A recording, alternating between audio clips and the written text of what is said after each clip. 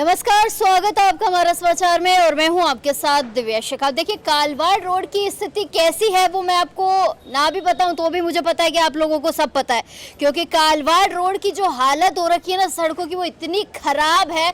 हर दिन मुझे कोई ना कोई व्यक्ति पर्सनल मैसेज करने लग गया अब तो कि मैडम एक बार आओ और इस स्थिति को देखो और हमारे जो स्थानीय विधायक साहब है उन्हें अवगत करवाओ। खैर, वो तो पता नहीं कब अवगत होंगे या नहीं होंगे, वो तो वही जानते हैं। लेकिन आज कालवाड़ रोड पर एक बड़ा हादसा हो गया। एक निजी बस की टक्कर से जो है एक महिला की मौत हो जाती है, वो भी उन्हीं खस्ता खराब सड़कों की वजह से। परिजनों के साथ जो है बर्बरता की जाती है, पुलिस की तरफ से पिटाई करी जाती है, उनकी तरफ से निर्दयता जो है पुलिस ने यहाँ पर दिखाई है। फिलहाल जो है मैं कावटिया अस्पताल में मौजूद हूँ, यहाँ पर उनके परिजन मौजूद हैं और यहाँ पर जो है स्थानीय विधायक साहब तो कहीं दूर दूर तक दिखाई नहीं दिए। अब आप ये मत कहना कि मैं स्थानीय विधायक साहब को गलत ठहरा रही हूँ, मैं ये कह रही हूँ कि जहाँ उन्हें होना चाहिए, खैर वैसे तो वो नजर कभी आते हैं नहीं, लेकिन ऐसे मौकों पर तो कहीं ना कहीं स्थानीय विधायक का रहना जरूरी बनता है, तब भी वो यहाँ पर नहीं है। लेकिन विपक्ष के कई लोग जो है यहाँ पर आए हैं। अमीन कागजी यहाँ पर आए थे थोड़ी देर पहले, जैसा मुझे मालूम हुआ है, और फिलहाल जो है अभिषेक चौधरी भी यहाँ पर आए हुए हैं, परिजन यहाँ पर है। मैं पूरा मामला तो आपको वैसे बता चुकी हूँ, क्योंकि सुबह से हमारा समाचार ने सबसे पहले आपको ये अपडेट दी थी, ये जानकारी सबसे पहले हमारा समाचार ने आपको दिखाई थी। हर एक चीज़ आपको सुबह से हम लोग दिखा रहे हैं, लेकिन एक बारी मैं परिजनों की मुँह से वो सारी बातें सुनूंगी जो उनके साथ हुआ है, वहाँ पर पुलिस ने क्या कुछ किया है और यहाँ आने के बाद जो है पुलिस क्या कुछ कह रही है और उनकी क्या मांगे है, क्या वो चाहते हैं। एक बार आ जाते हैं, यहाँ पर बात करेंगे परिजनों से कि क्या हुआ था सुबह, कैसा घटनाक्रम था, क्या कुछ वो कहेंगे। कौन परिवार के लोग कौन है? आप उनके बेटे हैं? आपके साथ मारा पीटी हुई थी? अच्छा, मुझे एक बार ये पूरा घटनाक्रम बताओ, क्या हुआ था सुबह? हम सुबह घर से 10 बजे निकले थे। हम 10 बज के सब मतलब 5-10 मिनट बाद हम देसी ठाट के वहाँ पे थे। मतलब मैं एक्टिवा से था, मम्मी पीछे बैठी हुई थी, हम साइड से ही जा रहे थे। पीछे से बस वाला इतनी तेज़ी में आया, उसने मेरा हाथ ऐसे था, उसने मेरा हैंड यहाँ पे कूनी पे उसकी बॉडी टच हुई बस की, मतलब ऐसे टक्कर हुई तो मेरा डिसबैलेंस हो गया। डिसबैलेंस होते ही उसने बस और तेज़ कर दी, यूँ मतलब उसको पता चल गया कि भिड़ गई है, तो इस चक्कर में उसने और तेज़ कर दी। उसने और तेज़ क्या करी, मतलब मैं तो इधर गिर गया, मम्मी इधर गिर गई, तो मम्मी के ऊपर से चढ़ा के ले गया। बस उसने आपकी माताजी पर चढ़ा दी? हाँ जी, सर के ऊपर से चढ़ा दी। मैं खुद वहाँ पे बैठा हुआ था अकेला, उस टाइम पे कोई नहीं था। मैंने सब लोगों को फ़ोन करके बुलाया, फिर पुलिस वाले भी 15-20 मिनट बाद आए। मैंने लोगों को बोला कि बस वाले को पकड़ो आप लोग। बस वाले जब मैं देख रहा था तो बस खड़ी थी, मतलब लोगों ने बस वाले को रोक लिया था। जैसे ही पुलिस वाले आया तो बस वाले फ़रार हो गए वहाँ से, बस वाला भी चला गया। जब पुलिस वालों ने भगा दिया उस बस को। अभी जब यहाँ पे पुलिस वाले आए तो पुलिस वालों ने ये बोला कि बस को जला देते थे लोग, हम लोग जला देते। अरे कौन, हम तो हमारे जो बेचारी मेरी मम्मी थी वो एक्सपायर हो गई, वो उनको संभालेंगे या बस वाले को संभालेंगे वो चीज़। पुलिस कितनी देर बाद आई? पुलिस तकरीबन आई थी आधे घंटे बाद आई थी, 15-20 मिनट, आधे घंटे बाद। वहाँ पे पुलिस वाले आए, मैं बैठा हुआ था, मैंने हाथ नहीं लगाने दिया किसी को भी। फिर सब लोग इतने में आ गए थे, पापा वगैरह, चाची वगैरह, मौसी वगैरह सब लोग आए। फिर उन्होंने मतलब बोला कि भाई पुलिस वाले इकट्ठे हो गए। अब पुलिस वाले कम से कम 10-20 जने थे वो लोग, उनके सबके हाथ में डंडे और थे। उन्होंने क्या किया, उन्होंने बोला कि बोले नहीं इसको हटाओ, लेके जाओ। हमने बोला कि आप ड्राइवर को पकड़ के लेके आओ, हम हटा लेंगे, हम ले जाएंगे, कोई दिक्कत नहीं है। पर उन्होंने वो चीज़ नहीं, उन्होंने हमको ज़बरदस्ती, उन्होंने क्या किया, हमारे जो मेरे ये चाचा जी है, पहले तो उन्होंने ध्यान भटकाने के लिए उनको खींच के लेके गए, तो सारी भीड़ उधर की साइड में चली गई। फिर ऐसे करके हटते गए लोग। फिर ये मेरी मौसी जी है, ये मेरी मम्मी के ऊपर बिल्कुल कवर करके बैठ गई थी, इनको भी घसीट के पीछे फेंका, मेरे को भी उठा के एम्बुलेंस में डाला। सब पटक रहे हैं ऐसे, चल लग जाए, कुछ भी हो जाए। मैं खुद एम्बुलेंस का गेट दरवाज़ा तोड़ के बाहर निकल के आया हूँ मैं।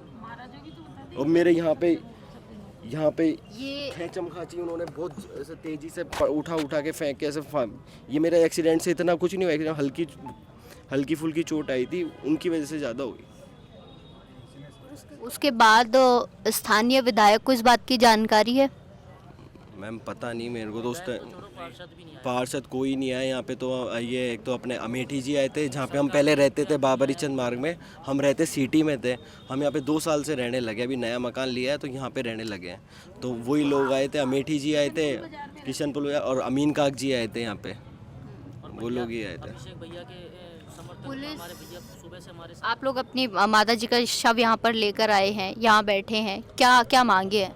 हम तो लाना ही नहीं चाहते थे, वो जबरदस्ती घुसा हम तो वहीं बैठना चाहते थे। भाई तू ड्राइवर को पकड़ के ला पहले। पकड़ लिया, बाद में बोलते और फिर अभी अमीन काक जी ने पुलिस वाले से पूछा, कोई था मतलब इनका, पुलिस वाले से बोला कि बोले ड्राइवर को खाएं, तो उस पुलिस वाले ने बोला कि उसको गिरफ्तार कर लिया है। अब उस पुलिस वाले ने किसी को अपॉइंट करा होगा तो उसको बुलाया पूछने के लिए, वीडियो कॉल करा उससे ड्राइवर से, तो उसने बोला कि वो फरार हो गया, मतलब मौके से अभी तक फरार, वो गिरफ्त में नहीं है। गिरफ्त में नहीं है वो। आप लोगों की क्या मांगे? आप लोग यहाँ पर बैठे हैं। मैम जो जिन ने हाथ उठाया है, जिन्होंने गालियाँ बकी है, एक वो बड़े वो पुलिस वाले थे, क्या नाम, आरपीएस रविंद्र सिंह जी, उन्होंने गाली बकी है। सुरेंद्र सिंह, जिन्होंने माँ बहन की गालियाँ बकी, मेरे भाई लोग, ये चीज़ उनको सबको सस्पेंड किया जाए। उनकी गाली बकने की क्या वजह थी? आप लोग वहाँ से हट नहीं रहे थे, इस वजह से वो गालियाँ बक रहे। इनको उनके कपड़े फाड़ दिए। आपका मैं वीडियो देख रही थी, पुलिस के साथ आपकी झड़प हो रही थी, क्या बोल? इसलिए हो रही थी, वो बोल रहे थे इनको हटाओ यहाँ से, लेके जाओ, ट्रैफिक जाम हो रहा था। मैं उसको वही बोल रही थी जो विदाउट ड्रेस में था पुलिस वाला, मैंने कि आप ड्राइवर को ले आओ, हम ले जाएंगे लाश को। तो वो नहीं कहा, वो ये तो रोज का काम है, होता रहता है, आप ले जाओ, कार्रवाई बाद में होएगी। तो ये चीज़ गलत था ना, तो वही बोल रहे थे हम, और कुछ ही नहीं बोल रही थी मैं उसको, पुलिस वाले को। पुलिस वाले क्या कहते हैं, रोज का काम होता है? रोज का काम है ये तो, मतलब रोज आदमियों को मार दें? मर रहे हैं यहाँ पे, कितना देखेंगे। तो वही बोल रहे थे हम ड्राइवर को ले आओ, हम चले जाएंगे, आपकी बस की बात नहीं तो हम कर लेंगे, देख लेंगे, कुछ भी ले आओ उसको, इतना ही बोल रहे थे और कुछ नहीं। फिर हमको तो वो कवर करने लग गए ना बॉडी को, तो हमको उठा के दूसरी जगह फटक दिए। फिर हम वहाँ से आए, फिर सबको ले जाएगा, फिर मारने लग गए लकड़ियों से, लट्ठों से, कपड़े फाड़। आपको मारा? ये भैया है, कह रहे हैं इनके साथ जो है पुलिस ने बर्बरता दिखाई है, मारा है इनको। देखिए निशान, इनके पीठ के ऊपर निशान हो रखे हैं, इन भैया को मारा गया है, निंदनीय है। पुलिस की कार्यशैली पर भी जो है सवाल कहीं ना कहीं उठ रहे हैं। जो महिला खत्म हुई है उसके हस्बैंड को भी मारा है, वो बेचारा बीमार आदमी है, उनको भी मारा है। ये बेटी है हमारी, इसको मारा है, ये सबको मारा है उनको। ये एक है, उसके तो दोनों पैरों से खींच करके और उसको दूर हटा रहे हैं कि बॉडी के पास से आप लोग हटो, हम लोग बॉडी को लेकर के जाएंगे। और इस तरीके से कि वहाँ पे कोई महिला कांस्टेबल नहीं थी, सभी जेंट्स थे और जेंट्सों ने हाथ लगाए इस तरीके से पकड़ के कि कपड़े फट गए हैं पूरे। पैर, औरतों के पैर पकड़ करके खींच रहे हैं, मेरे पैर पकड़ करके दूर किया है उन्होंने कि आप हटो। आपकी मम्मी थी? चाची जी है। चाची, बिल्कुल। आप लोगों को ये जानकारी मिली तो आप लोगों ने क्या किया सबसे पहले, कि आपको ये पता चला कि भाई अभी घर से सही सलामत एक महिला गई और अचानक से उसकी मौत हो जाती है? केवल वहां जा करके हम लोगों ने चाची जी को देखा और वहीं बैठ करके हमने केवल रोना स्टार्ट किया और ये कह रहे थे हम लोग, जब पुलिस वाले हमसे हटा रहे थे, कि हमको ड्राइवर यहाँ चाहिए, पर वो ड्राइवर का कोई अता पता नहीं था और पुलिस वाले हमसे ही बदतमीजी कर रहे थे, डंडे मार रहे थे और हम लोगों को हटा रहे थे, मतलब हट नहीं रहे थे। तो मैंने जब कपड़े फटे मेरे, तो मैंने पुलिस कांस्टेबल को बोला भी ये आप लोगों की हरकत है कि किसी की इज्जत का सवाल है, ये तुम लोग ये कर रहे हो यहाँ पे। तो बोलता है आपके साथ इंसाफ होगा, बस ये कह करके और चले गए। तो आप ये तो पूछते, आप मेरे कपड़े फाड़ रहे हो, मुझे तो इंसाफ मिल नहीं रहा, इनको कहाँ से मिलेगा? वही तो मैं कह रही थी कि कैसे इंसाफ करोगे, अब यहाँ पर आपने बदतमीजी कर दी तो इंसाफ कैसे मिलेगा? अभिषेक जी मेरे साथ है। अभिषेक जी, कालवाड़ रोड की जो हालत है उससे आप बहुत भली बाकी जो है वाकिफ़ है और मैं ये चीज़ें जानती हूँ। जनता इतनी परेशान है कालवाड़ की कि कहीं जाने के लिए उनके पास भी कोई ऑप्शन नहीं बचा, और आज तो एक महिला की मौत हो जाती है, तब भी प्रशासन की कार्यशैली पर जो है सवालिया निशान खड़े हो गए हैं। अब इस एक तरह से देखा जाए तो हम सब लोगों के लिए ये बड़ी स्तब्ध कर देने वाली घटना है। अब ऐसे मौके पर जितनी चिंता जाहिर करें उतनी कम है, पर जो भी परिस्थितियां हैं, एक जनप्रतिनिधि के नाते एक मन में इस बात की पीड़ा होती है कि ये प्रदेश की राजधानी है जयपुर, और इस प्रदेश की राजधानी की प्रमुख सड़कों के ये हाल हैं कि उन सड़कों की कमी की वजह से, सड़कों के खस्ता हाल, सड़कों की बुरी स्थिति की वजह से आज एक महिला की जान चली गई, एक परिवार बेसहारा हो गया और किसी व्यक्ति को कोई फर्क नहीं पड़ रहा।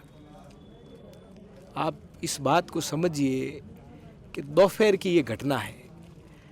घटना हुई, घटना के बाद में परिवार वालों ने अपनी पीड़ा जाहिर करते हुए एक न्याय मांगा, इंसाफ मांगा। परिवार वालों ने प्रशासन से ये गुहार लगाई कि हम यहाँ सड़क पर बैठे हैं, हम इसलिए बैठे हैं कि इस दिवंगत आत्मा के साथ में न्याय हो। आज राजधानी के अंदर से एक बस निकलती है, पूरी कालवाड़ रोड पर हर 50 मीटर पर कैमरा लगा हुआ है।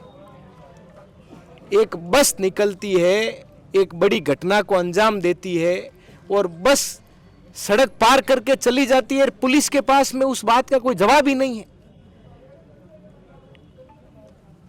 बस कहाँ गई, कौन लोग बस चला रहे थे?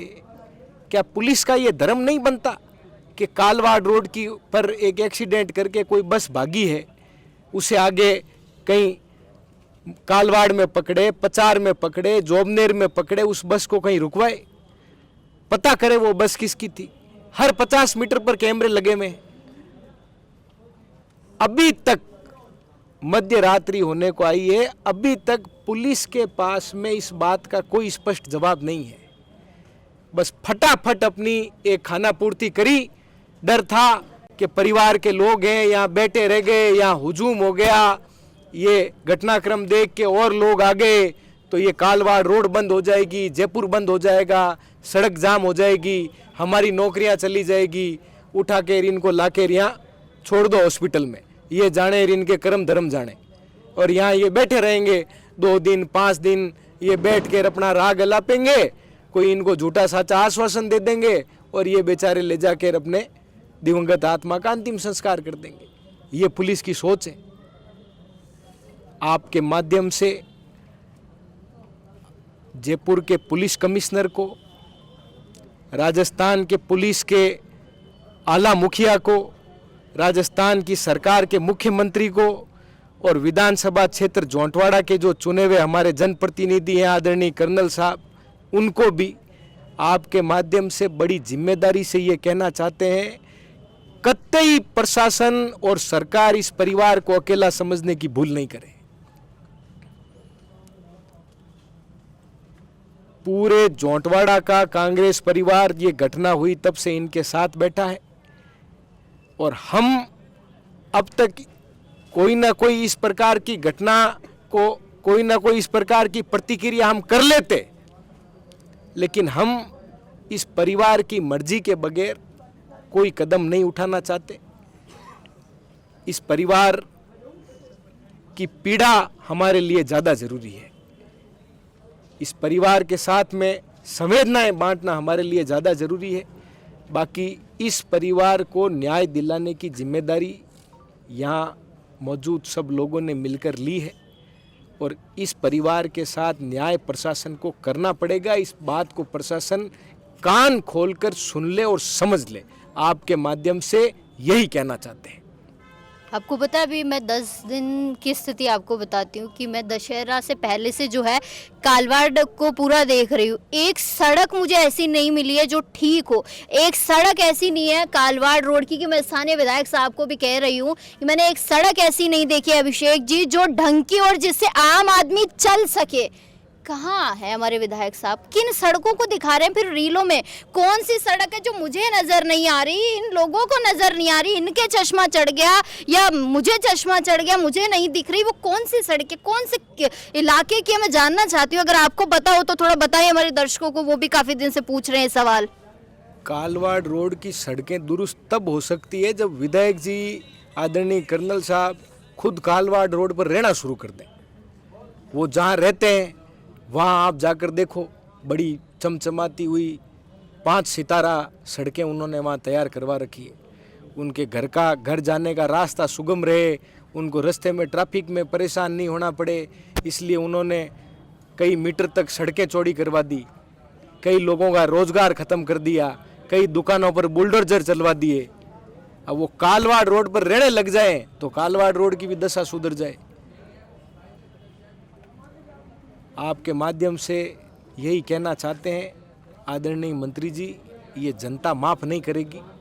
आप ठीक है, नींद लो आराम से, जितनी गहरी नींद में सो सकते हो आप सो, लेकिन ये जनता जब आपको जगाएगी तो उसके बाद में आप सो नहीं पाओगे, उसके बाद में नींद आपको आएगी नहीं, फिर आपको जागना ही पड़ेगा। आपके माध्यम से यही कहना चाहते हैं, प्रशासन जिन परिस्थितियों को टाल रहा है, प्रशासन सोच रहा है कि अब ये धरने नहीं होंगे, प्रशासन सोच रहा है कि हम इनको यहाँ से वहाँ बिठा देंगे तो आवाज़ उठनी बंद हो जाएगी, ऐसा कुछ नहीं है। जो धरना आज सुबह प्रशासन ने बीच में उठाया वो धरना वापस भी हो सकता है और उससे बड़ा धरना हो सकता है, और ये होगा। इस बात को प्रशासन जितनी जल्दी समझ ले, इस बात को प्रशासन जितनी जल्दी समझ ले उतना प्रशासन फायदे में रहेगा, जयपुर की स्थितियां सुलभ रहेगी, प्रशासन किसी भी गलतफहमी में नहीं रहे, यही बात आपके माध्यम से कहना चाहते हैं। किसी भी सूरत में इस परिवार को अकेला नहीं छोड़ेंगे, किसी भी सूरत में इस परिवार को तकलीफ में नहीं रहने देंगे। आप देखिए, इतनी बड़ी घटना हुई, एक जनप्रतिनिधि अपनी संवेदना प्रकट नहीं कर सकता। कर्नल साहब की विधानसभा में आज इतनी बड़ी घटना हो गई, वो संवेदना ही प्रकट नहीं कर सकते। भारतीय जनता पार्टी संवेदना ही प्रकट नहीं कर सकती। 4 दिन पहले की बात है, इसी कालवाड़ रोड पर एक किसान कौम के एक नौजवान बच्चे ने सरकार और प्रशासन और इनके तथाकथित ठेकेदारों की लापरवाही की वजह से अपनी जान गंवा दी। कोई प्रशासन का कोई नुमाइंदा, सरकार का कोई नुमाइंदा, यहाँ के हमारे चुने हुए आदरणीय जनप्रतिनिधि कर्नल साहब का कोई नुमाइंदा वहां नहीं आया। क्यों नहीं आया? जब उनसे पूछा गया तो उनका जवाब था कि ये लोग हमें वोट नहीं देते, ये हमारे वोटर नहीं है। मान लिया वो किसान आपके वोटर नहीं है, लेकिन आज जिन लोगों के साथ में घटना हुई है ये तो मूर्तिकार हैं। जिस सनातन के नाम का ढिंढोरा इस प्रदेश और देश में ये भारतीय जनता पार्टी जोर जोर से पीट रही है, उस सनातन को स्वरूप देने के वाले, उस सनातन के देवताओं की मूर्तियां बनाने वाले ये मूर्तिकार लोग यहाँ अस्पताल में बैठकर इस भाजपा के राज में न्याय की भीख मांग रहे हैं। इससे शर्मनाक और घटिया बात इन दोगले लोगों के लिए और कुछ नहीं हो सकती। ये बात आपके माध्यम से कहना चाहते हैं। मेरे बहुत शुक्रिया अभिषेक जी। तो आपने देखा कि पीड़ित परिवार जो है यहाँ पर बैठा है और परिजन जो है कह रहे हैं कि कम से कम एक बार इस संवेदना तो एटलीस्ट विधायक साहब को व्यक्त करनी चाहिए थी, लेकिन जो है संवेदना तक व्यक्त करने का जो है समय नहीं मिला विधायक साहब को। और कालवाड़ रोड की स्थिति हम कोई पहली बार तो मैं आपको दिखा नहीं रही हूँ, क्योंकि अब तो कालवाड़ रोड के लोग भी, चप्पे चप्पे के लोग भी मुझे जानते हैं कि कालवाड़ की सड़कों की जो हालत मैंने आपको आज तक दिखाई है वो सड़कें अभी तक भी ठीक नहीं हुई है। बारिश भी चलेगी, मैं आपको पिछली बारिश की भी बता देती हूँ। पिछली बारिश से मैं दिखा रही हूँ, लगातार 1-1.5 साल से मैं आपको ये स्थिति दिखा रही हूँ, लेकिन मुझे अभी तक ये स्थिति ज्यों की त्यों ही नजर आ रही है। हादसे देखिए रोज हो रहे हैं, लेकिन लापरवाह प्रशासन, लापरवाह कहीं ना कहीं यहाँ के स्थानीय विधायक जो सुनने का नाम नहीं ले रहे। लेकिन हमारा समाचार की तरफ से मैं परिवार को यही कहूँगी कि मृतक की आत्मा को देखिए शांति मिले, उन्हें संवेदना व्यक्त करते हैं हम, और जल्द से जल्द इंसाफ मिले, यही बस हमारा समाचार जो है कह सकता है। तमाम छोटी बड़ी अपडेट्स के लिए बने रहिएगा हमारा समाचार के साथ। कैमरा सहयोगी कमल के साथ मैं दिव्या शेखावत, हमारा समाचार। नमस्कार।